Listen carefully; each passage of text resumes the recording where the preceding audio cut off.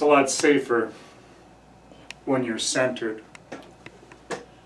Welcome to our second staff meeting for the Luther's Large Catechism Part 2, the second unit created for me.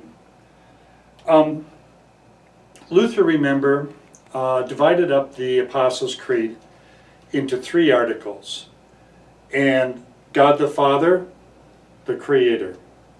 God the Son, the one who redeemed me.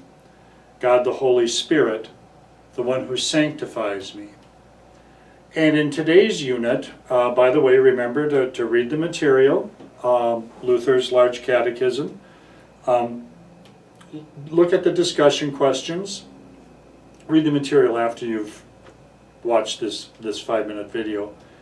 Look at the discussion questions, think about them, and then respond on the Group Me catechism page, staff meeting page, to one of the discussion questions, and then react to one of your fellow colleagues' comments as well, and then you'll get credit for this unit. But Luther talks about God the Father, the creator of heaven and earth, the maker of heaven and earth. And what is God like? For the world, oh, that is just such an open philosophical question. Who knows what God is really like? But Luther says, no. Because of the gospel, because of what God has revealed to us, even the littlest child knows, what is your God like? Who is your God? This is my God, the God who created heaven and earth. And then Luther swiftly moves to the individual. It's personal. It impacts me.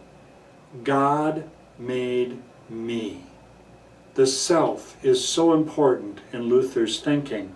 And it's almost like, well, some people would say, you know, when you look out at the world, you just feel so insignificant. Who are we, lost in the vast galaxies in the sky? And Luther says, no. God made me.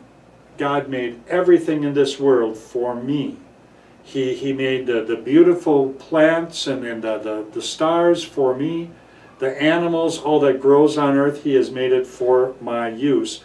And here's the big idea.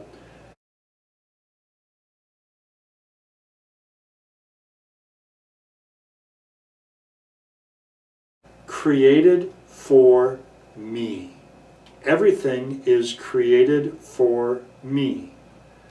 That's the big idea, because if we realize God made all of this for me, Luther says the natural inference is that I should thank God and then use everything He has created for me to serve Him and my fellow man. You see how it works back into the 10 Commandments. The gospel gives us the power to keep the 10 Commandments.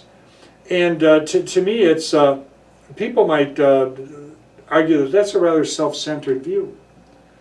But you stop and think that you need to be centered. If you're not centered, you can fall. You think of sports, how you're centered. If you're playing tennis, you need to be centered to react to the shots and to have a good follow-through. If you're a football lineman, you need to be centered. Otherwise, somebody's going to push you around. The same way with wrestling. God's gospel makes us centered, so that not off balance, not grasping at straws, we can know where we stand firmly on His love as we serve our fellow man. That's the big idea. God created me. Hope you enjoyed this week's session.